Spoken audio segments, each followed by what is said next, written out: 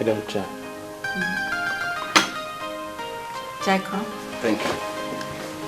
ॿियो ॿुधायो हलार साहब, तव्हांजी नौकरी कीअं पई हले? बस उहा त करणी आहे न, हले पई। अचण कीअं थियो?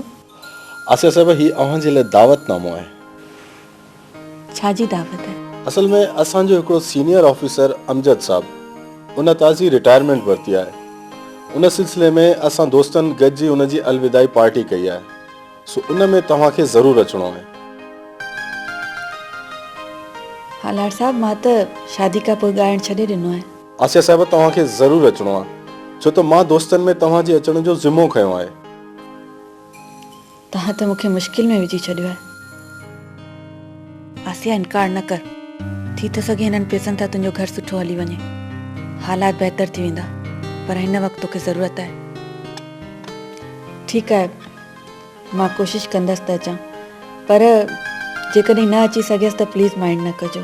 न आसिया साहिबा, प्लीज़, मुंहिंजे इज़त जो मसइलो आहे, तव्हांखे अचिणो पवंदो। त चांहि त पियो।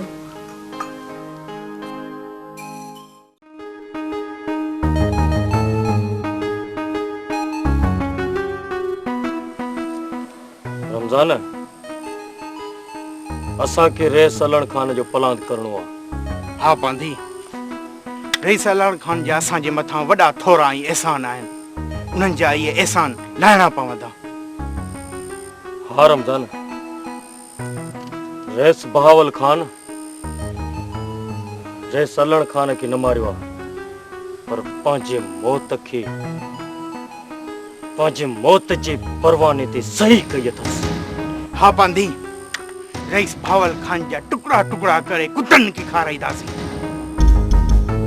जंहिंजो मिसाल दुनिया ॾींदी। पोइ इन कम में देर न थिए, अचो हलो।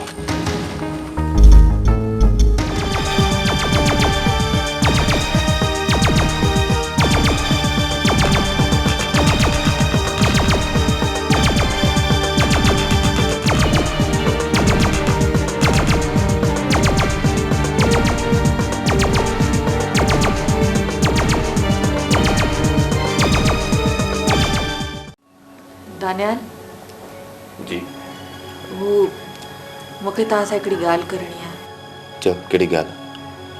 अॼु हलार साहब आया हुआ। छो आयो हलार हिते? वो घर में का पार्टी अथनि, दावत ॾियण आया हुआ। त पोइ तो छा चयसि? मूं चयोमांसि त कोशिशि कंदसि त अची सघां। त तूं पार्टी वञी ॻाईंदी? ज़ाहिर आहे हुन लाइ दावत ॾियण आयो। काई ज़रूरत कान्हे का, ऐं त हलार खे त अचण खां मना करे छॾ। दानियाल, मूंखे सम्झ में नथो अचे त आख़िर हिन में ख़राबी छा आहे? ख़राबी आहे तॾहिं त मां तोखे चवां थो। दानियाल, अगर ये प्रोफेशन एतिरो ई ख़राब आहे त पोइ तव्हां मूंसां शादी छो कई? ऐं शादी करण वक़्तु तव्हां का अहिड़ी शर्त न रखी हुई? इनजी मूंखे ज़रूरत न हुई। पर दानियाल, हिन घर जे गाॾे खे हलाइण लाइ मुंहिंजो ॻाइणु ज़रूरी आहे।